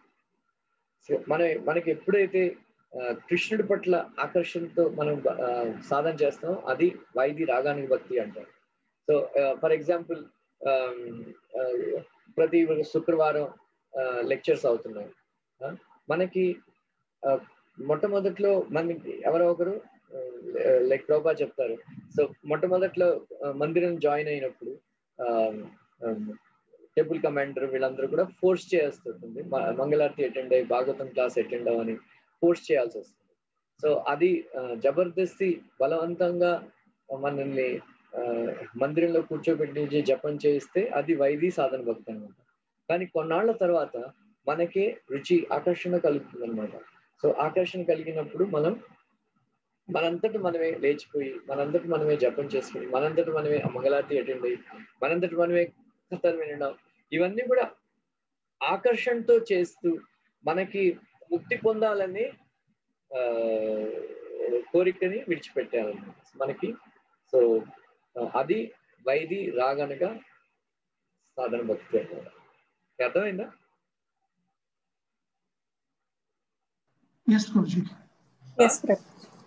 అర్థమైంది. సో బలవంతంగా మనల్ని లెక్చర్కి తీసుకెళ్తే అది వైది భక్తి, మనంతటి మనమే ఆకర్షణతో వెళ్తే అది వైది రాగానుగ భక్తి. సో మనకి రుచి కలగాలన్నమాట. సో రుచి కలిగినప్పుడు ఆనందం కలుగుతుంది. సో ఆనందం కలిగినప్పుడు ఆనందంగా ఉన్నవాడు మనం ఏదైనా ఎందుకు కోరుకుంటాం? ఎందుకంటే మన మనస్సులో వెళుతున్నదన్న ఇన్కంప్లీట్నెస్, ఇది కావాలి అది కావాలి. సో అది దొరకకపోతే లేక అది పోతే మనం శోకిస్తాం. అలాగా మన ఒక గ్లాసులో నీళ్లు పోసారనుకోండి, సో నీళ్లు పూర్తిగా గ్లాస్ అంతా నిండిపోతే ఇంకా నీళ్లు పోయలేము. అలాగే మన హృదయం కృష్ణుడితో నిండిపోతే ఇంకా మరి బయట నుంచి మరి కోరికలు మన హృదయంలోకి రావడానికి అవకాశం లేదు. ఎందుకంటే జగా లేదన్నమాట, ప్లేస్ స్థానం లేదు. అలాగే మన హృదయం ఎప్పుడు ఆనందంతో పొంగిపోతుంటుందో కృష్ణుడి కథలు వింటూ ఉంటే, అటువంటి అప్పుడు ఈ శోకము ఈ కోరిక అవి కూడా రెండు కూడా కలగవన్నమాట. అదనమాట. అటువంటి స్థితిలో పరాభక్తి. పరాభక్తి అంటే రాగానికి భక్తి అన్నమాట. భావభక్తి, సో ప్రేమ భక్తి, వీటిని పరాభక్తి అంటారు. సో ఆ పరాభక్తి ఎప్పుడు మనం చేయగలం అంటే మనం ముక్తి పొందినప్పుడు అన్నమాట. సో భక్తి యోగం, అసలైన భక్తి యోగం ఎప్పుడు స్టార్ట్ అవుతుందంటే మనం ముక్తి పొందినప్పుడు, అదనమాట. సో ఈ 8 శ్లోకాలు ఉన్నాయి కదా శిక్షాష్టకం. చేతో దర్పణమార్జనం, భవ మహాదావాగ్ని నిర్వాపనం, శ్రేయ కైరవ చంద్రికా వితరణం, విద్యావధు జీవనం, ఆనందాంబుది వర్ధనం, ప్రతిపదం పూర్ణామృత స్వాదనం, సర్వాత్మస్నపనం, పరం విజయతే శ్రీకృష్ణ సంకీర్తనం. ఇది సాధారణ భక్తి అనమాట. నామ్నం అకారి బహుదా నిజ సర్వశక్తి తత్రార్పిత నియమిత స్మరణిన కాల ఏతాదృశి తవ కృపా భగవాన్ మమాపి దుర్దైవీదృశ్యం ఇహ జాని నానురాగ. ఇదేంటంటే ముక్తి స్టేజ్ లో భక్తి అన్నమాట. మనకి ఎప్పుడైతే ఆత్మ సాక్షాత్కారం పొందేమో అప్పుడు మాత్రం మనకి మనం అప్పుడు మన నామాల్ని బాగా జపిస్తాం అన్నమాట. సో మనకి ఎప్పుడు ఆ ఆత్మసాక్షాత్కారం కలిగిందని తెలుస్తుంది. మనకి ఎప్పుడైతే నాకు నామం పట్ల రుచి లేదు అని అర్థమైనప్పుడు, మనకి ఎప్పుడైతే నామానికి కృష్ణుడికి భేదం లేదు,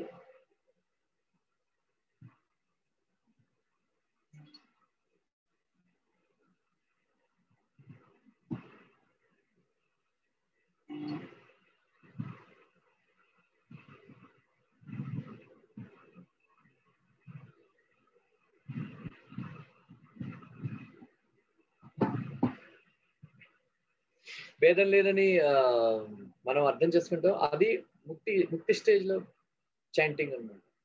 ఆ తర్వాత తృణాదపి సునిచన తరోరివ సహిస్తున్న, సో ఇవన్నీ కూడా మనం బాగా నిష్ఠ రుచి స్టేజ్ మనం వెళ్ళిపోయినప్పుడు అప్పుడు మనకి ఆ భావన కలుగుతుంది అన్నమాట. అందరికీ రెస్పెక్ట్ ఇవ్వాలని, ఎవరి దగ్గర కూడా గౌరవాన్ని పొందకూడదని, చెట్లు చావల కన్నా చాలా టాలరెంట్ గా ఉండాలని, ఇవన్నీ కూడా చాలా మనం ప్రాక్టీస్ చేయలేం అన్నమాట.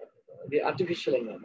కానీ భక్తి మనం అడ్వాన్స్ అయినప్పుడు ఆ పరాభక్తి మనకి కలుగుతుంది అన్నమాట. సో మనం ఫస్ట్ ముక్తుడు అవ్వాలి, ఆ తర్వాత పరాభక్తి అన్నమాట. సో ముక్తి స్టేజ్ తర్వాత పరాభక్తి.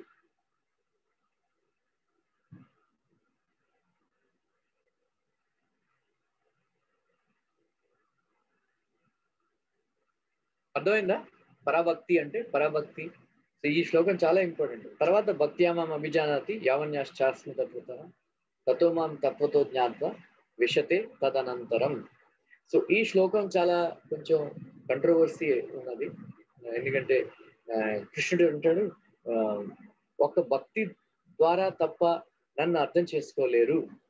భక్తి తర్వాత కృష్ణతత్వాన్ని అర్థం చేసుకున్నప్పుడు, నన్ను అర్థం చేసుకున్న తర్వాత విశతే తదనంతరం అంటే నాలో ప్రవేశిస్తారు అని కృష్ణ చెప్పారు. చాలా మంది ఆచార్యులు వీళ్ళందరూ అంటారంటే ఇదే ముక్తి అంటే అందులో కృష్ణుడిలో కలిసిపోతారు అని. కానీ ప్రభుపాద్ మంచి ఉదాహరణ ఇచ్చారు. ఒక పచ్చని చిలక పచ్చని చెట్టు కొమ్మల్లో కలిసిపోతే అందులో కలిసిపోయిందని, విలీనం అయిపోయిందని మనకి అనిపిస్తుంది. కానీ అలాగా జరగదు. ఎందుకంటే ఆ పచ్చని చిలక పచ్చని కొమ్మల్లో దూరి ఆహారాన్ని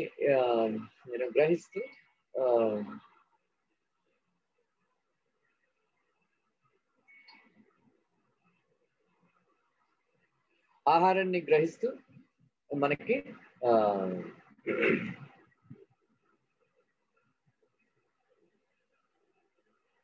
అదనమాట. సో ఇది చాలా ఇంపార్టెంట్. సో మనకి అర్థం చేసుకోవాలి. సో ఈ శ్లోకానికి ప్రభుపాద్ వారు చాలా మంచి తాత్పర్యం రాశారు. కొంతమంది అంటారు కృష్ణుడిలో విలీనం అయిపోతానంటే విశతే తదనంతరం అని. కానీ మనం బాగా అర్థం చేసుకోవాలి, అది జరగదు. ఎందుకంటే భక్తులు మాత్రం సాయుజ్య ముక్తి ఇష్టపడరని.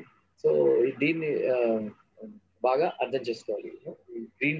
Green parrot merging into the green branches ఉదాహరణ ఇచ్చారు. సో ఇది చాలా ఇంపార్టెంట్. ఆ తర్వాత నెక్స్ట్ ఇక్కడ చిన్న డౌట్, మీరు ఇప్పుడు కృష్ణుల్లో ఐక్యం అయిపోతారు అంటున్నారు కదా, అంటే అది ఇప్పుడు ప్యారెట్ తోటి కంపేర్ చేస్తున్నారు కదా, అంటే మరి ఇప్పుడు కృష్ణుడిలో ఐక్యం అయిపోవడము అంటే అంటే ఇప్పుడు అక్కడ కలిసిపోవడం అని కాదా, లేకపోతే వేరే మీనింగా? అదే అర్థం. కొంతమంది అనుకుంటారు అలా ఈ శ్లోకం మీద ఆధారపడి వాళ్ళు అంటారు ముక్తి తర్వాత భక్తితో కృష్ణుని అర్థం చేసుకుని కృష్ణుడిలో విలీనం అయిపోతారని కృష్ణుడే చెప్పాడు అని అంటారు కొంతమంది. కానీ అది తప్పు అనమాట. ఎందుకంటే 2వ అధ్యాయం 12వ శ్లోకంలో ఆల్రెడీ క్లియర్ చేసేసారు కృష్ణుడు. నత్వే వాహం జాతనాసం నత్వం నేమే జనాధిప నచైవ నా భవిష్యామి సర్వే వై మతఃపరం. ఆ శ్లోకంలో క్లియర్ గా చెప్పేశాడు. ఈ రాజులందరూ నువ్వు నేను ఎప్పుడు ఉండేవాళ్ళం, పూర్వకాలంలో ఉన్నాము, ఇప్పుడు వర్తమానంలో ఉన్నాము, భవిష్యత్తులో కూడా ఉన్నాం. అంటే మన ఈ ఆత్మ పరమాత్మతో ఎప్పుడూ కూడా విలీనం అవ్వదు. ఎందుకంటే సనాతనంగా పార్ట్ అండ్ పార్సల్ అంశం అన్నమాట. సో అది దాన్ని అర్థం చేసుకున్న తర్వాత మళ్ళీ ఈ శ్లోకం వస్తే మనం గట్టిగా అర్థం చేసుకోవాలి. ఎందుకంటే కృష్ణుడు ఆల్రెడీ చెప్పేశాడు. ఎందుకంటే ఆత్మ ఎప్పుడు కూడా సనాతన permanent part and parcel. So అందువల్ల బాగా అర్థం చేసుకోవాలి. కానీ చాలా మంది ఆచార్యులు ఈ అర్థాన్ని కూడా చెప్తారు కృష్ణుడిలో కలిసిపోవడానికి. కానీ ప్రభుపాద చాలా తీవ్రంగా ఖండించారు పొట్టు.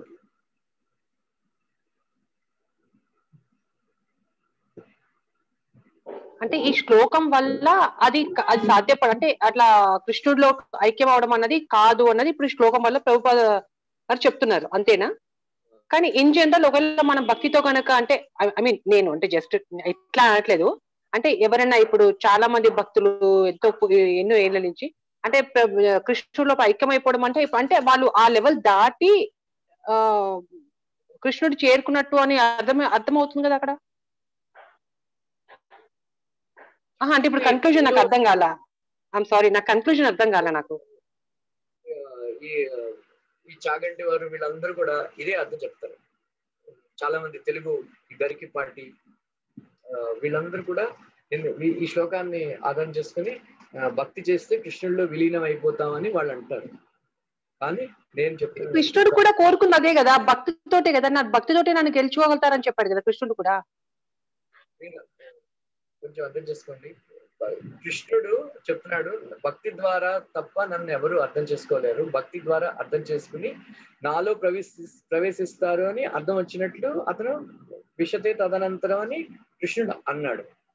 కానీ రామానుజ, ప్రభుపాద్ వీళ్ళందరూ కూడా చెప్పారు గ్రీన్ ప్యారెట్లు కొమ్మల్లో గ్రీన్ ఆకుపచ్చని కొమ్మల్లో కలిస్తే రెండు విలీనం అయినట్టు మనకి కనిపిస్తుంది, కానీ అది నిజం కాదు. ఎందుకంటే గ్రీన్ ప్యారెట్ వేరుగానే ఉండి కొమ్మల్లో ఉన్న ఫలాలవి కూడా ఉన్నది. సో ఎప్పుడు కూడా ఆత్మ కృష్ణుడిలో విలీనం అవ్వదు. ఎందుకంటే గ్రీన్ ప్యారెట్ గ్రీన్ కొమ్మల్లో విలీనం అనిపిస్తుంది అని మనం అర్థం చేసుకోవాలి. అలాగే ఈ ఆత్మ ఎప్పుడు కూడా కృష్ణుడిలో విలీనం అవ్వదు. ఎందుకంటే అతను కృష్ణుడిలో విలీనం అవడం అంటే కృష్ణుడి యొక్క లోకంలోకి వెళ్ళి కృష్ణుడితో ఎంజాయ్ చేసినట్టు. ఎందుకంటే గ్రీన్ ప్యారెట్ గ్రీన్ కొమ్మల్లో కలిసినట్టు. అలాగా అర్థమైందా?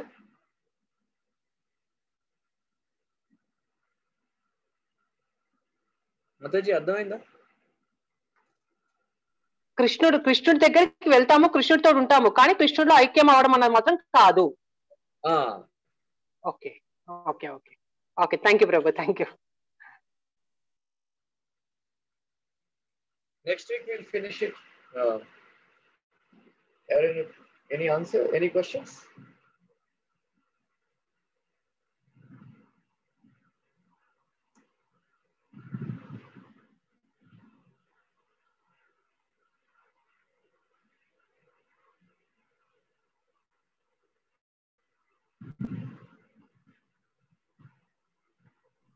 సో ప్రభు ఇప్పుడు ఇంకొక చిన్న మాట, అంటే ఇప్పుడు మనం ఎంత భక్తి చేసి ఎంత చేసి పూజ చేసినా మన కృష్ణుడి దగ్గరికి అంటే గోలోకానికి చేరుకున్నా కృష్ణుడి సాన్నిధ్యం గురించే,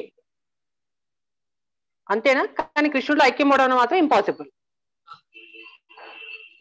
okay, thank you Prabhu, thank you. కానీ తెలుగులో వాళ్ళందరూ ఈ స్పీచ్లు ఇచ్చే వాళ్ళందరూ కూడా ఇదే అంటారు అనమాట, కృష్ణుడిలో ఐక్యం అయిపోతాయి, కృష్ణుడిలో ఐక్యం అయిపోతారు. కానీ అది మాత్రం సాధ్యం కాదు. ఓకే ప్రభు.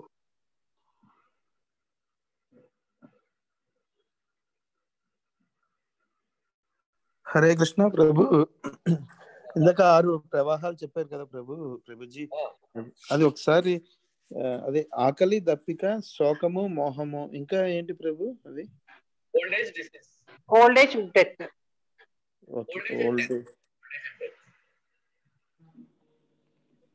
ప్రభు మీరు నెక్స్ట్ సెషన్ లో నాకు రుక్మిణీదేవి గురించి, రాధాకృష్ణుడు రుక్మిణీ రమణుల గురించి నాకు ఎక్స్ప్లెయిన్ చేయగలుగుతారా? అంటే ప్రభుపాద వాళ్ళు ఎందుకు వద్దన్నారు? గోస్వామి వద్దన్నారండి. ఎవరు? గోస్వామి ఆచార్య. Okay okay.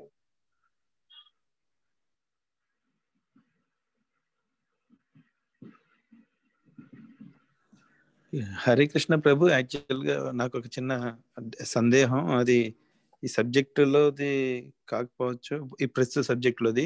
ఇప్పుడు సంప్రదాయాలు ఎన్ని ఉన్నాయి ప్రభు? అది ఎన్ని రకాల సంప్రదాయాలు ఉన్నాయి మనకి? 4. అవేంటి ప్రభుజీ? మొట్టమొదటి బ్రహ్మ సంప్రదాయం మంది, ఇస్కాన్ బ్రహ్మ. ఓకే, బ్రహ్మ గౌడీ సంప్రదాయం. దెన్ శ్రీ సంప్రదాయ, రామానుజ సంప్రదాయం అన్నమాట, అది వాళ్ళు సౌత్ ఇండియాలో. ముందుది ఏంటంటే కుమార సంప్రదాయం. ఏంటి ప్రభు? కుమార 4 కుమారులు ఉన్నారు కదా, వాళ్ళ సంప్రదాయం వాళ్ళది. అండ్ దెన్ శివుడి యొక్క సంప్రదాయం, భక్తి సంప్రదాయం ఉన్నది అది. చిన్నజీయ స్వామి ఏం సంప్రదాయం స్వామి? గురు ప్రభు చిన్నజీయ స్వామి ఏం అన్నారు? శ్రీ సంప్రదాయమా? అంటే ఇప్పుడు బ్రహ్మ సంప్రదాయానికి దాని శ్రీ సంప్రదాయానికి డిఫరెన్స్ ఏంటి? డిఫరెంట్, మనం రాధాకృష్ణుని వర్షిప్ చేస్తాం, వాళ్ళు లక్ష్మీనారాయణ వర్షిప్ చేస్తాం.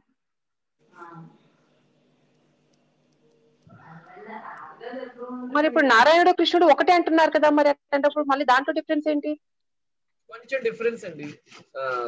కృష్ణుడితో మనం కృష్ణుడిని వర్షిప్ చేసినప్పుడు కృష్ణుడి యొక్క సకుడు అవ్వచ్చు, మనం కృష్ణుడి యొక్క తల్లిదండ్రులు అవ్వచ్చు, కృష్ణుడి యొక్క గర్ల్ ఫ్రెండ్ అవ్వచ్చు. కానీ నారాయణతో అది అవ్వదు అన్నమాట, ఒక దాస్యమే.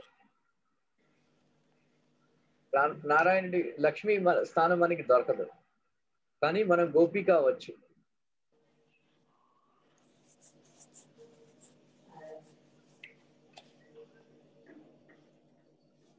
అర్థమైందా?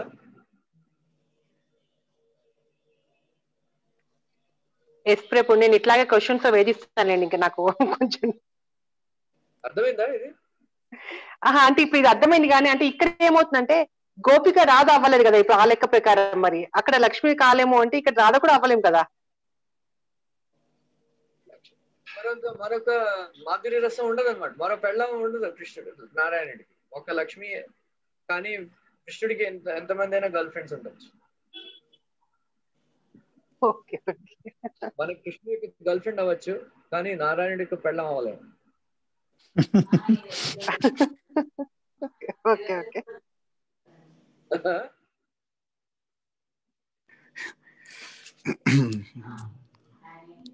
మనకి బృహద్భాగవతం అనే పుస్తకం ఉన్నది, అందులో గోపకుమారుడు వచ్చి వైకుంఠం తీసుకెళ్తారు వాళ్ళు. అతనికి ఎప్పుడు కృష్ణుడు అంటే భక్తి, కానీ వైకుంఠం వెళ్ళాడు. వైకుంఠం వెళ్ళి నారాయణ చూసి పరిగెత్తాడు అనమాట కౌగిలించుకోవడానికి. ఎందుకంటే కృష్ణుడిని కౌగిలిస్తారు కదా వాళ్ళు ఫ్రెండ్స్, కౌగిలిస్తుంటే వాళ్ళందరూ కూడా విష్ణుదూతలందరూ గట్టిగా పట్టించుకుని అపచారం నారాయణని కౌగిలించుకుంటా గౌరవించాలి కానీ అని వాళ్ళని తిట్టేయడం మొదలు పెడతారు. అలాగా వైకుంఠంలో వెళ్ళి నారాయణని కౌగిలించుకోలేము. కానీ గోలోక బృందావనం ప్రవేశించగానే కృష్ణుడు చేసేది అంటే మన దగ్గర పరిగెత్తుకొచ్చి మనల్ని కౌగిలించుకుని ఏడ్చేస్తాడట కృష్ణుడు. చాలా చాలా దారుణంగా ఏడుస్తాడట కృష్ణుడు. అందరూ మిగతా వాళ్ళందరూ కూడా గోపికలు గోప కుమారులు వీళ్ళందరూ కూడా చింతిస్తారు, ఏమైంది కృష్ణుడికి ఇంతలా ఏడుస్తున్నాడు అని. అంటే అప్పుడు కృష్ణుడు చెప్తాడు అన్నమాట, ఎన్ని జన్మల నుంచి నేను ప్రయత్నించాను నా దగ్గరికి తీసుకురావాలని, ఎంత మొండి నీకు, ఇప్పటికి వచ్చావు కదా, నేను ఎంతో మిస్ అవుతున్నాను, నిన్ను మిస్ అయ్యాను, నువ్వు నన్ను వదిలి ఇంకెక్కడికి వెళ్ళకు అని కృష్ణుడు గట్టిగా పట్టుకుని ఏడుస్తాడ. సో అది కృష్ణుడి యొక్క గొప్పతనం, అందుకే కృష్ణ ప్రేమ అంటారు. అది నారాయణతో ఉండదు.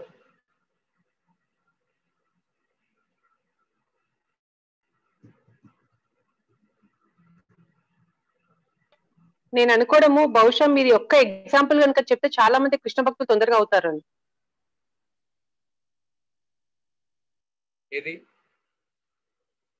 ఇప్పుడు మీరు చెప్పిన ఎగ్జాంపుల్, జనరల్ గా అందరు కృష్ణుని ఎందుకు ప్రేమించాలి, కృష్ణుని ఎందుకు పూజించాలని చాలా, even I to had that doubt. But ఇప్పుడు మీరు చెప్పిన ఎగ్జాంపుల్ కనుక చెప్తే maybe that may be ruled out for 50%. Loving search for the last friend మన కోసం బాగా ఏడుస్తాడంట బాబు. సో భాగవతం రాశారు 3/4 అక్కడే ఉంటారు, 1/4 ఇక్కడ ఉంటారు. కానీ మనకు ప్రతి ఒక్క జీవుడి కోసం కృష్ణుడు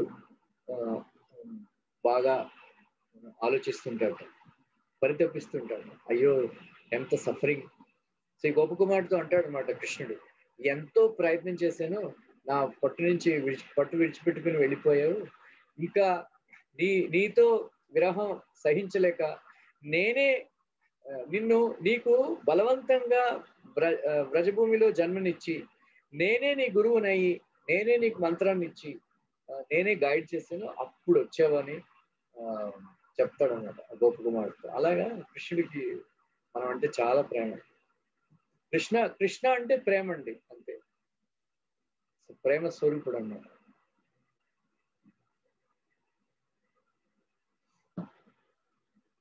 అందువల్ల కృష్ణుడు వచ్చినప్పుడు ఎవరైనా సరే కృష్ణుడికి సంపర్కంలో వచ్చిన ఒక గడ్డి పరకు కూడా గోలోక బృందావనం వెళ్ళిపోయారు.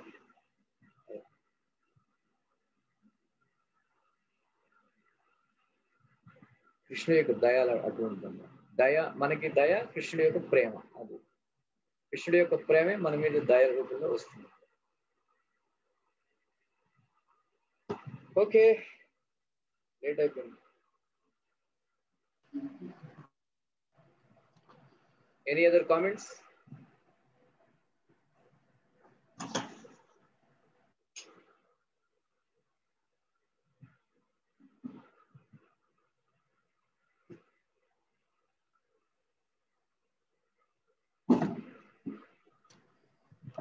Krishna Prabhuji will conclude. Prabhu, thank you very much, Prabhuji, for nice, wonderful class.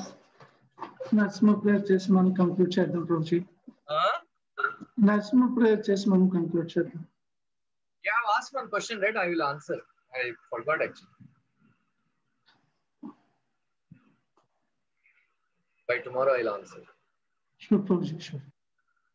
Gopijan Prabhuji? Yes, Prabhuji. Will Narsima any announcements on Prabhuji? No, that's fair. Very good. Thank you, Prabhuji. Namaste Narasingaya Kaladalagadayine Hiranyakashi Purvakshaha Shilatankanakalaye Ito Nrsimha Parato Nrsimha Yato Yato Yami Tato Nrsimha Vadi Nrsimha Hridaye Nrsimha Narasingha Madhin Sharanam Prapade Tavakara Kamalavare Naka Adhuta Shringa Dalita Hiranyakashipu Tanu Brinda Keshavadhuta Narahari Rupa जय जगदीश हरे, जय जगदीश हरे, जय जगदीश हरे, जय नरसिंह देव, नरसिंह देव, नरसिंह देव, जय नरसिंह देव, जय प्रहलाद महाराज, प्रहलाद महाराज, प्रहलाद महाराज, जय प्रहलाद महाराज।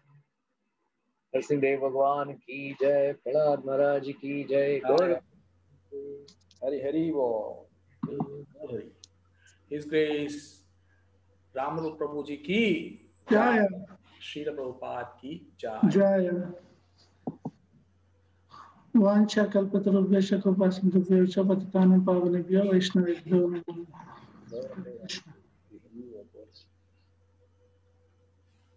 Thank you, Prabhuji. We'll close the session, Prabhuji. Hare Krishna. Hare Bol.